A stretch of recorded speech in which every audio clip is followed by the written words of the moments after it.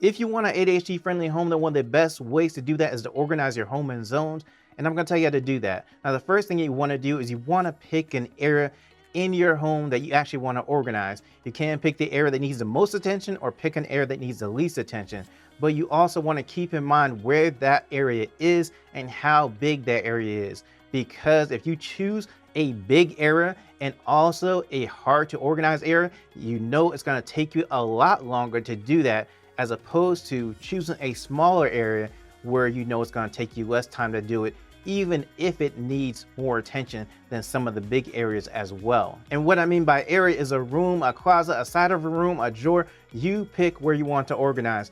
Keep this in mind, that you're going to actually organize this area to the fullest, to where it's done, complete, before you move to another area. So make sure this is the place that you actually want to start at.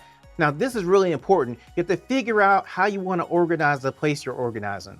So one of the ways you can do that is you can organize by putting like things in that area. For example, you have a shoe area, a toy area, a place that you have all your books.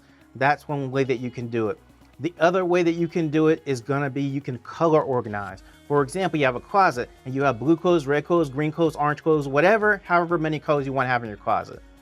And you take clothes of a similar color and put them in different sections. That way, when you go to your closet and you want to find a certain piece of clothing and you know it's a certain color, then you know the section it should be in, and you just go to that section and look for it and grab it, and then you can wear it for the outfit. Another way that you can actually do this as well is to organize by frequency.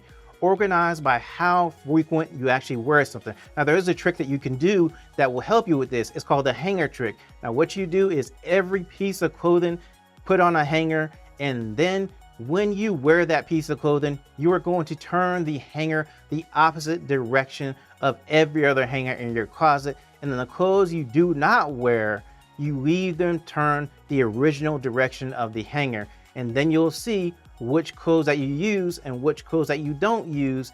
And that way, if you are trying to organize your closet or declutter your closet, then you can look and understand, I haven't worn this thing in a long time, so I can pretty much get rid of that thing. Another way to organize a section is you actually put things where you use them. That way, when you want to do a certain activity, for example, working out, you have all your workout stuff in one section. You don't have to think about if that stuff is there. You know it's there, and then you can start your activity immediately.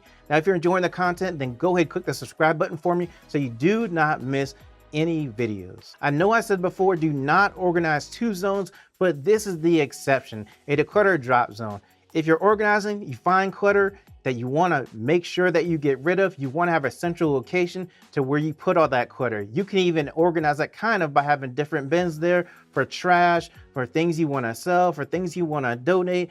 But you want to make sure you don't leave clutter in random places around your home as you are organizing. You want to have one central location that you can take it. And if you're trying to set up a zone in an area that you know there is clutter there, then what you want to do is think about all the things that could be clutter and make a checklist. So as you find those things, you can check them off and make sure that you got rid of them. Now, keep this in mind. Every item in your home needs a place. Every item in your zone that you're creating needs a place. If you get to the point to where you finish and you still have items left over and you do not have space for it in that area, then you may want to think about getting rid of it. It may be clutter, or you may have something that you kept that you are just like, this is not as important as this other thing. And then you actually trade out and keep the thing that doesn't have a place and get rid of the other thing that was in that place before. And here's something beneficial for those zones is clear storage, clear bins, clear containers. They help because they keep things visual, and that's important for ADHD. If you're looking for something much easier to find if you're using clear storage. And something else really important about when you're creating zones, make sure they're functional for you and will help you to remember where things are or where you need to go in your home. And also remember this, be okay with change. If you've set up these zones and they just are just not functional for you and they're just in the wrong place and just all confusing and everything, go ahead and change them around to where it is beneficial for you. Now, I do have another video about how to make your home ADHD friendly. I'm gonna put it up on the screen. It's gonna come up on one of these areas right here, and just click it and watch that video.